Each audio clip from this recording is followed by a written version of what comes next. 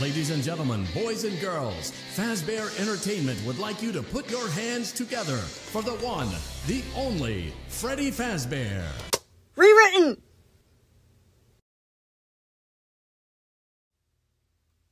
Content warning. This video is not made for kids. It contains fictional depictions of mental illness, fictional violence, and fictional abuse.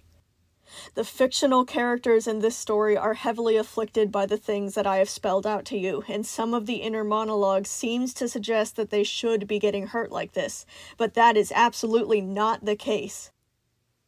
Me portraying this abuse or mental illness is meant to show the audience how the illness or abuse feels inside of the mind of the afflicted person, so they can sympathize and maybe stop themselves from following a similar pattern in the future. Be careful if you are easily triggered. You're most likely about to enter the mind of someone who is heavily afflicted by illness and abuse. Viewer discretion is advised.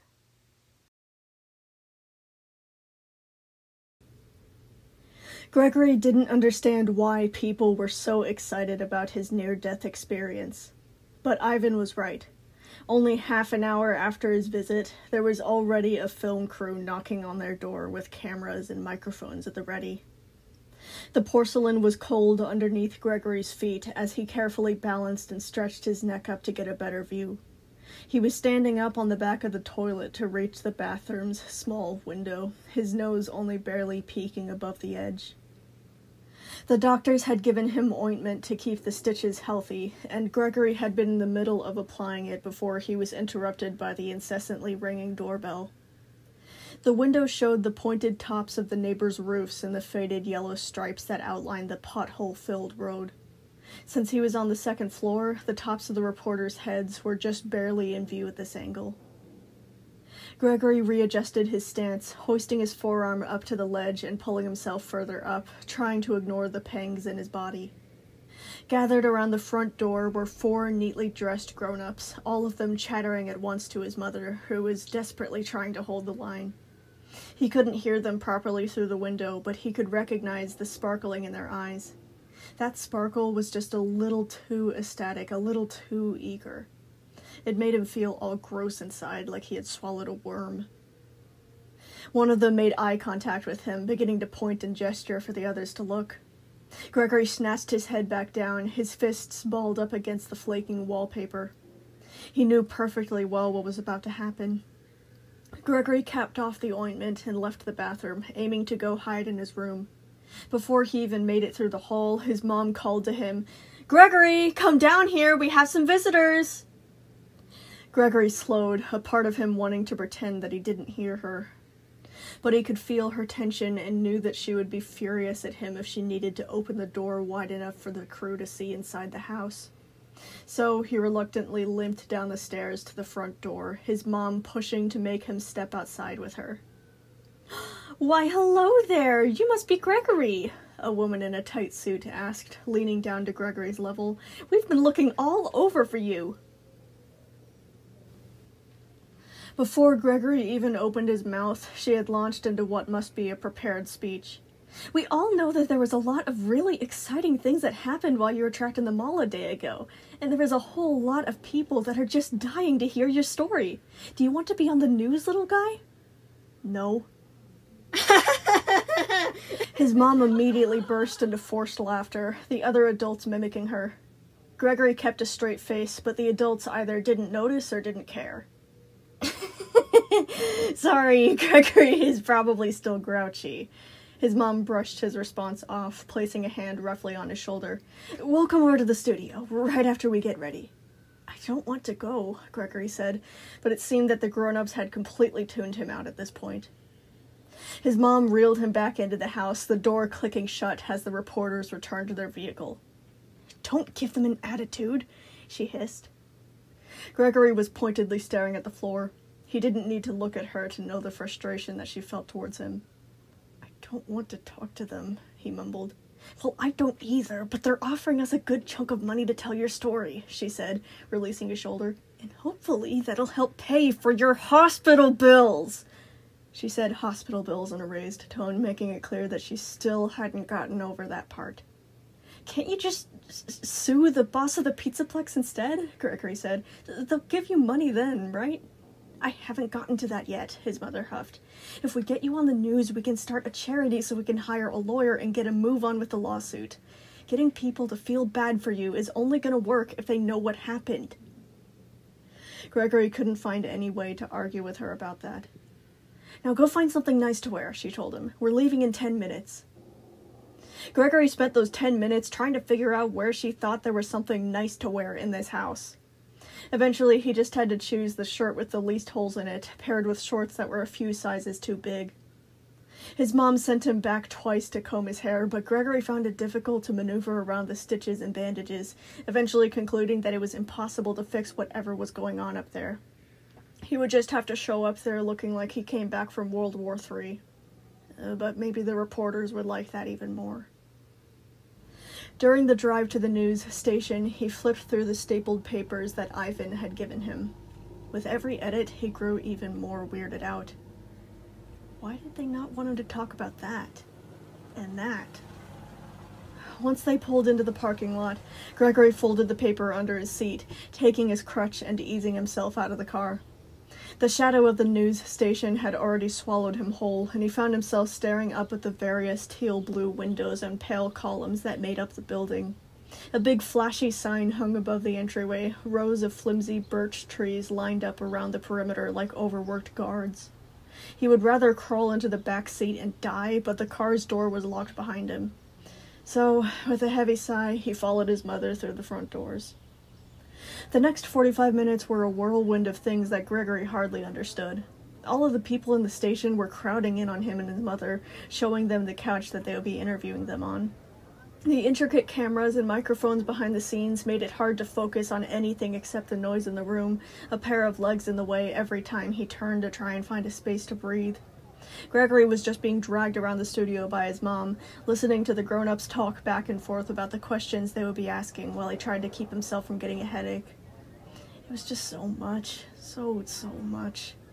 The hunger was beginning to make him lightheaded. He really wanted to try and eat something again and go back to bed, but he knew that his mom would be mad if he started to show his annoyance, so he was left to bear with the millions of irritations going on around him as the strangers swept them up into their seats.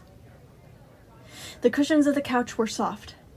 That was the only positive sensation going on right now. The backdrop of the set was mostly comprised of random lights and a few vases, providing a resemblance to the interior of a mansion. The cameras he was facing completely contrasted the fabricated environment around them.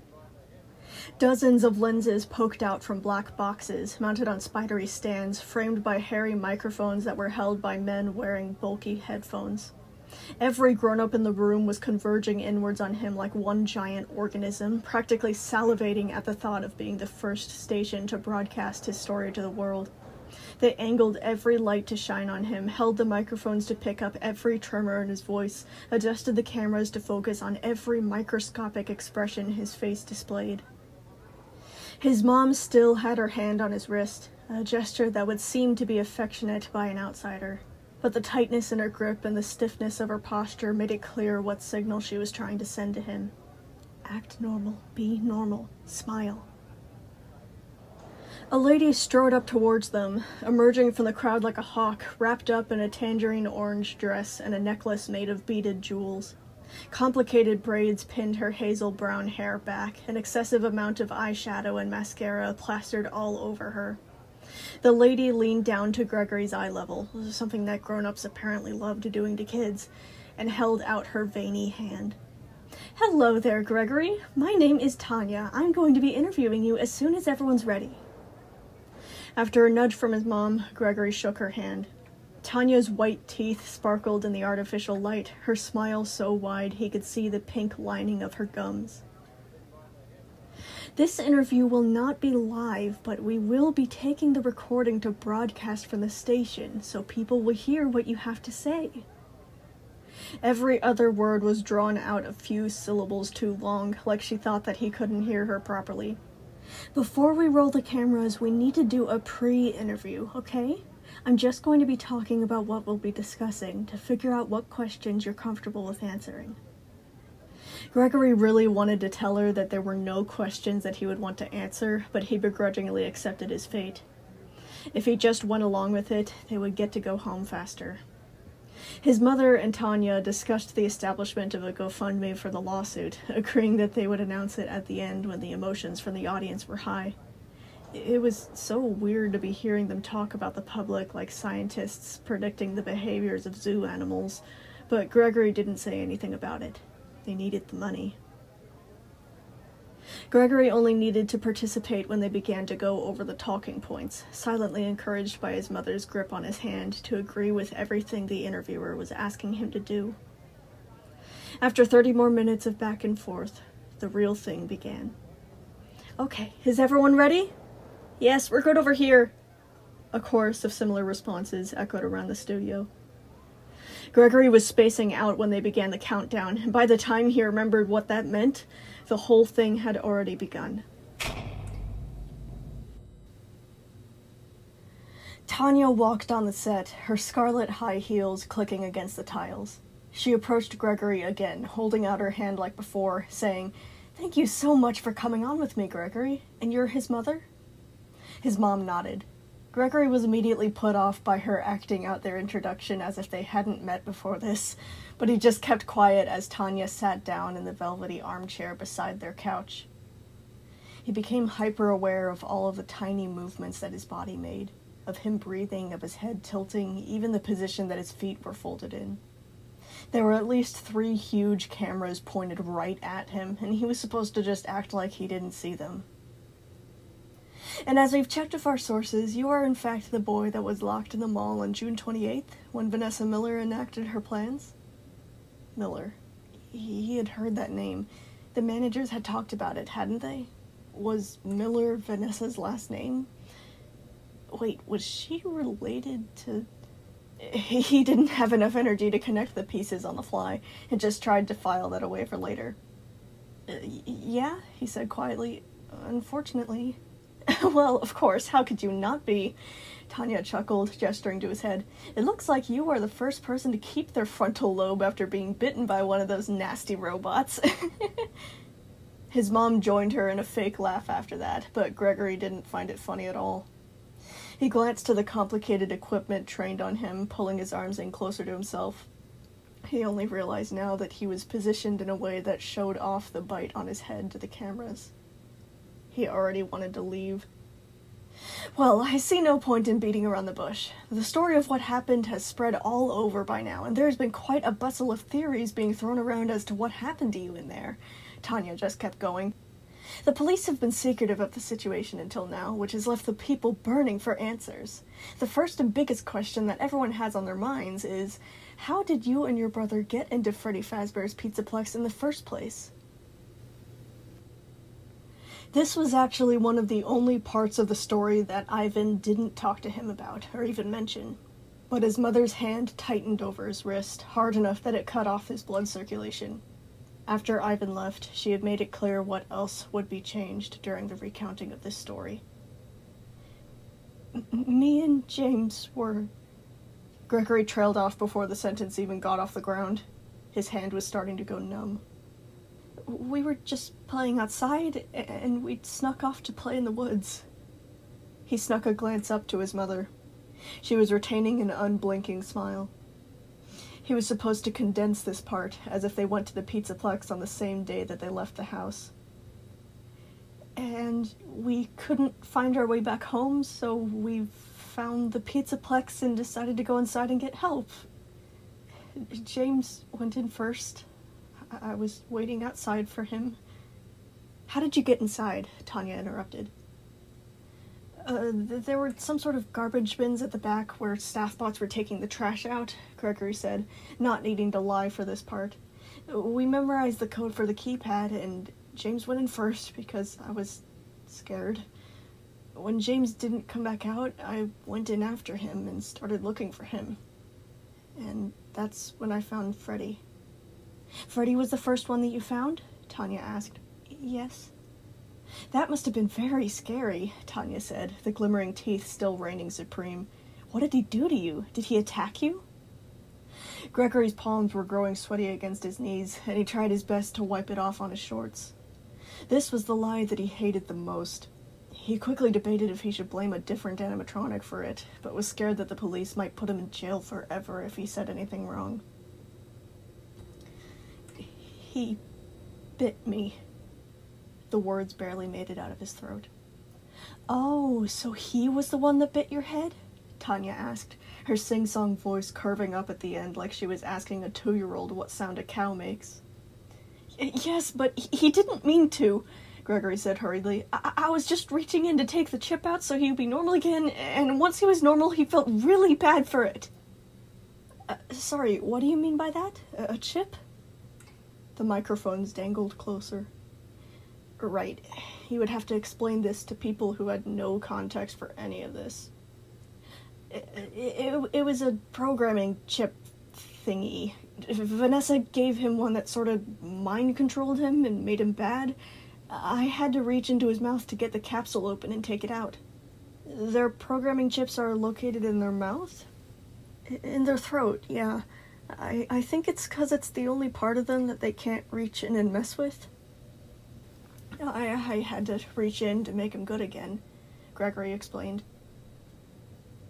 So when did... He didn't mean to hurt me, though, Gregory interrupted, looking directly at the camera. It was all just because Vanessa wanted him to do it. When he snapped out of it, he felt really bad, and he said that he was sorry. Yes, of course, we know, Tanya chuckled lightly. So he didn't do anything wrong. He saved my life. He kept me alive for the rest of the night. I would be dead if he didn't help me, Gregory added. His mother sighed in exasperation, her fingernails digging into the back of his hand. Okay, that's enough, Gregory. He looked back down at his feet, shutting his mouth.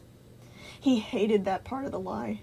He didn't want Freddy to be treated differently for something that didn't even happen. So take me back to that night, Tanya continued. What happened after you made contact with Freddy? Was Vanessa Miller lurking around? Did the other robots attack you? The pressure began to build in his skull, making him feel like a shaken soda can. The lenses of the camera winked at him, the hairy microphones nudging closer. Back straight, eyes up, don't shiver. The building locked down for the night before Freddy could take me to the exit, so we were locked in. Vanessa was looking for me, and things began to get hazy. The linear passage of time on that night was all jacked up inside of his head. It wasn't really a story of this happened, then this happened, then this happened. To Gregory, it felt like one huge, nightmarish tangle of sensations. The sound of Moon's wires, the rotting stench on Chica's breath, Roxy's fangs, Monty's eyes staring at him through the dark. Vanessa had a suit. It made her invisible to the robots so she could sneak around. What kind of suit? It was metal? Gregory found it hard to explain aloud. It looked like a rabbit. The crew behind the cameras exchanged excited glances, gathering even closer. Do you think it's because Afton had a rabbit suit? Tanya asked. I mean, probably. What else would it be for? There was another chorus of fake laughter. Gregory was drop-kicked out of it by a distinctive smell that drifted past. Pizza. He swore he could smell pizza. He breathed in deeper. The greasy, melting cheese, searing hot pepperoni. It was disgusting. So how did you hurt your leg? Was the crew eating pizza in here before? He saw an empty cardboard box. They definitely were. His gut tightened with nausea, sweat beading under his arms. The temperature of the room was suddenly unbearably high. His mom nudged him, trying to shake him out of it. Tanya was looking at him expectantly. What? I asked you how you hurt your leg, Tanya repeated, her brow twitching. She was still smiling so wide he thought her cheeks might tear. The slithering scraping of his wires, cold steel on skin. Well, how do you think? He blurted out, his annoyance coming into view for a split second. Again, fake laughter. His mother's nostrils flared, giving him a secret look. You're on thin ice. What was it like to be trapped in the Pizzaplex? Tanya asked next. Was it scary? If the camera crew got any closer, Gregory thought they might fall onto the set. Yeah, of course. Tell me about it. Gregory fell into exasperated silence. The lenses zoomed in, recording every little movement that he made, the studio seeming to hold its breath. I thought I was gonna die. How did that make you feel? She leaned in eagerly, somehow stretching the grin even wider. Pizza. The horrible smell of pizza. He became completely repulsed, desperately trying to escape that train of thought. So, what happened was the doors of the Pizzaplex lock at the end of the night, and Freddie said that we could do the warm-up protocols to open them up again by, play testing all the animatronic stuff. Gregory decided to divert into this part instead, since it was easier to talk about the technicalities behind his entrapment. And all of that would have been done in 30 minutes if the others weren't chipped. The disappointment flickered briefly on her face, but she quickly tried to pick up speed again. Did they attack you? Well, duh. Gregory said it aggressively, but caught himself and tried to twist his face into a smile and awkwardly join the empty laughter. It felt less painful to try and sound like them rather than just focus on how much they were gawking at him in his stitches. I was hiding inside the daycare first, and I found out the hard way why it had been closed. Moon attacked me. He thought I was an evil capture bot or something. It was really weird. But it was just because of the chip. And then I went to Chica. I had to make pizza, and she was chasing me around the whole time. The dough, the grease. He could smell it all right now. He was feeling sicker by the minute, but he did his best to pull his lips away from anything that resembled a frown. He didn't want to do this multiple times to get a good take. How did that make you feel? Were you scared? Her lips barely moved. It was just her diamond white teeth. Irritation flared through him, but his mother's grip was firm. Yes, she was trying to eat me. So I trapped her in the garbage compactor, and... What do you mean by that? She interrupted. Running over the events of that night was only exhausting him even more. He really wanted to leave now, but he kept forcing out the recounting of the horrible memories. I threw the pizza into the garbage compactor. She jumped in, and I was able to crush her. She didn't die, but she passed out or something, so she wasn't chasing me anymore. He just tried to rush through it as quick as he could. Then I had to go to Roxy. Vanessa was there. They chased me through the maze, and I shot Roxy in the eyes with the lasers, and it burned her eyes up, and she was down too. When I had to go to Monty, he dragged me underwater. He could tell by the slight part in her teeth that Tanya was trying to find a space to ask, how did that make you feel?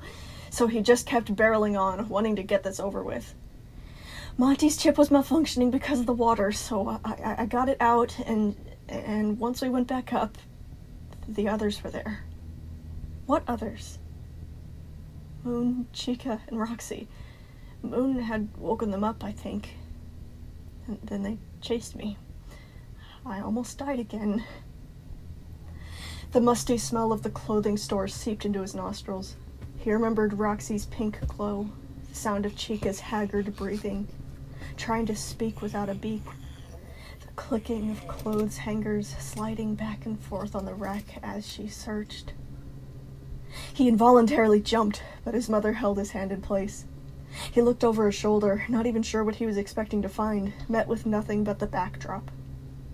He wasn't there anymore, he tried to tell himself. He wasn't there. The crew was watching, but somehow they only seemed more and more thrilled the more stressed he became. Moon got the chips out.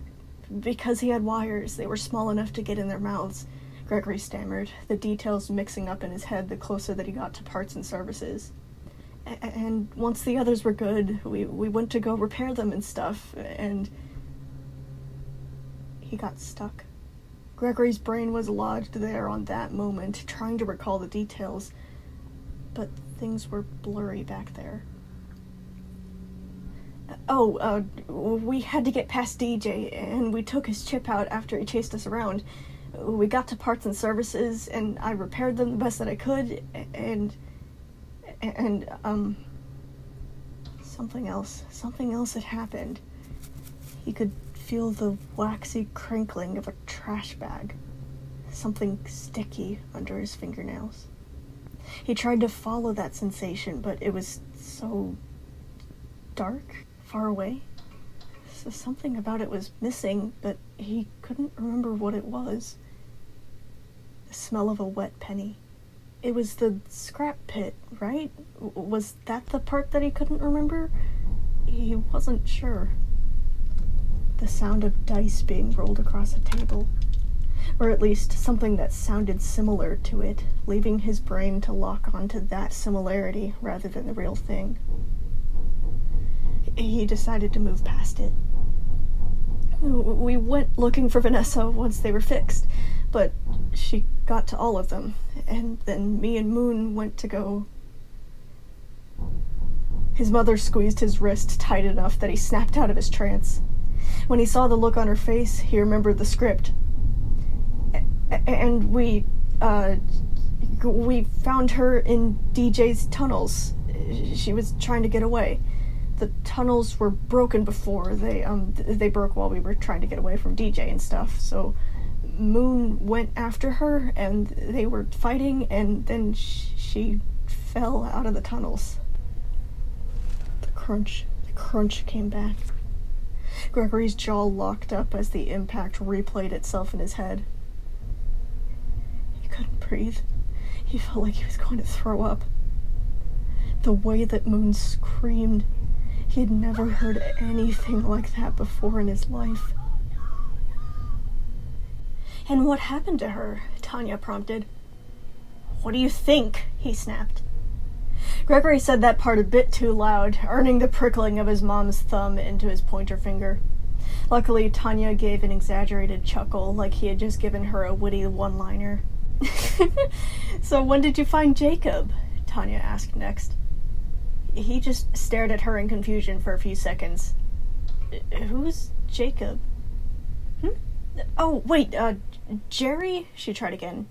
"James," he corrected. "Right, James. I meant James." Tanya sighed in embarrassment, making a gesture at the crew. "Cut that part out, I'll do it again." Gregory had this sudden urge to slap the oblivious smile off of her face. If his mother's nails weren't practically pinning him down by his wrist, he probably would have followed through with that impulse. Tanya cleared her throat, straightening up, and asked, "So, when did you find James?" The world became blurry with tears. He quickly rubbed his face, not having expected the reaction to be so immediate. The flies. He could still hear the flies. They were watching. The lenses, the microphones, everyone. So, the color of dried blood, decay, rot. His stomach constricted and he put his hand over his mouth, trying to get a hold of himself. We went to... "It's all right, take your time," Tanya said in a sickly sweet tone, contrasting with the cameras who were zooming in on his face. He glared at them fiercely, wanting to scream at them. He did his best to hold that reaction down, knowing how much trouble he would get into if he acted out in public. He was supposed to be good. He was supposed to be bearable to exist around. Buzzing. His legs began to itch, and he looked to the area backstage, wanting to dart out of view. He was scared that if he opened his mouth, he would just start crying. He was left sitting there in a miserable knot for an uncomfortably long amount of time, all of those people just watching and watching, leaning in excitedly, their eyes sparkling brighter. He was in Vanessa's office. Gregory managed to stammer out, sinking lower and lower inside of his seat, his wrist aching from his mother's nails. "What happened to him?" she asked, undeterred from her mission, just smiling and smiling and smiling. "A dead spider. He remembered a dead spider for some reason, and a few crumpled sticky notes marked with red ink. It was so weird for his mind to have remembered a detail like that, but it was the only thing that he had locked onto. Everything else so unbearably real. Black holes where eyes should be, toothless and tongueless. That shade of red, so dark, almost brown. The iridescent, rippling backs of flies. Maggots, squirming, feasting. It felt like his ribcage was collapsing in on his lungs, his heart battling for space in his chest. His fingers trembled against his face, the stitches stabbing into his scalp, blood roaring in his veins. He couldn't breathe, and yet that only excited them even more. The cameras just kept rolling, zooming in further, waiting with bated breath for his tears to begin. He had to get out of here. He would say anything, he would answer any question, just please stop. He was already gone, Gregory whispered past the lump in his throat.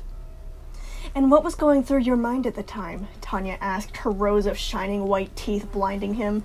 How did it make you feel? I don't know! Who the fuck does it look like? In one burst, Gregory had shot to his feet, yanking his wrist out of his mother's grasp. Everyone in the studio jumped back in surprise and confusion, and that only pissed him off even more.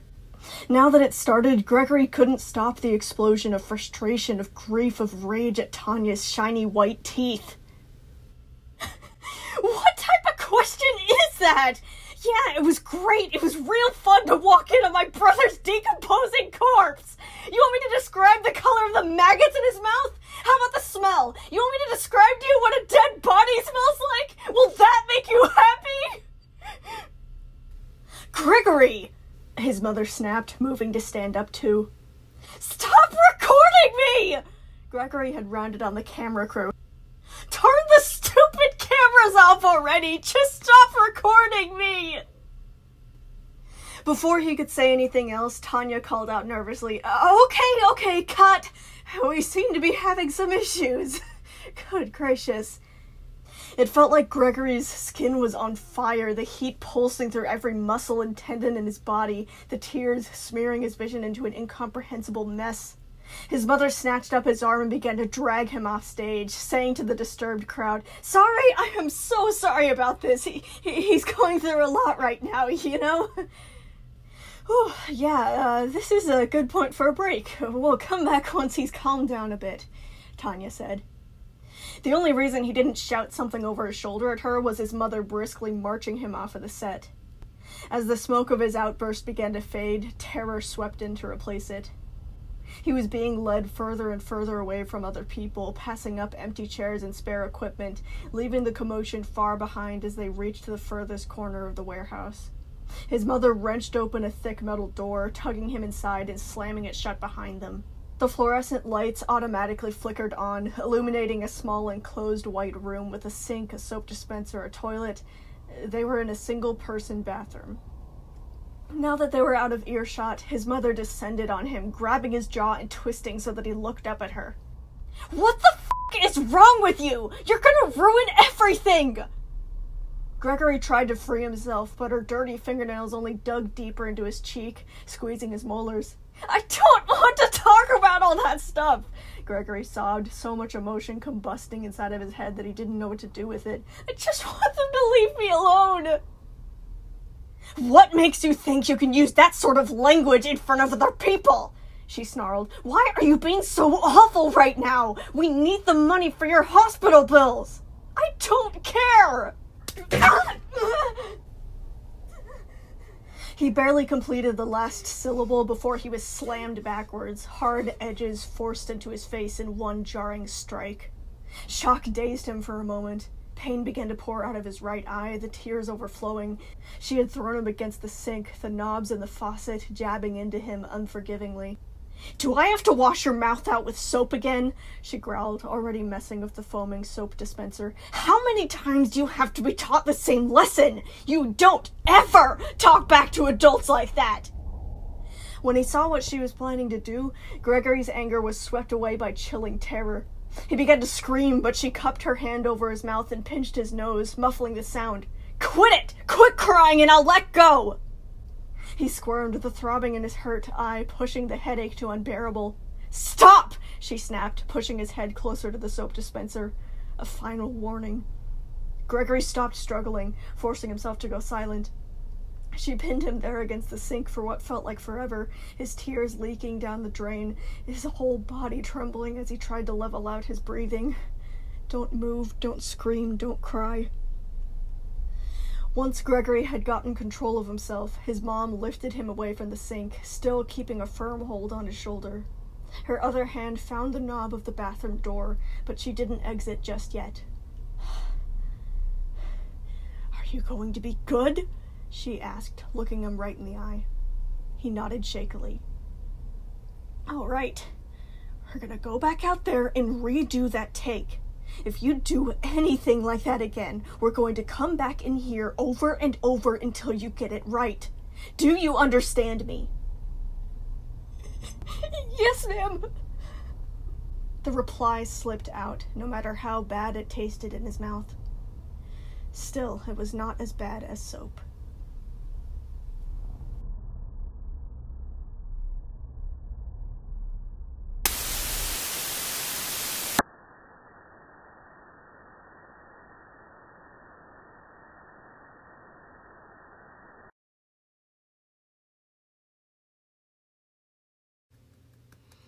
That one was kind of rough too.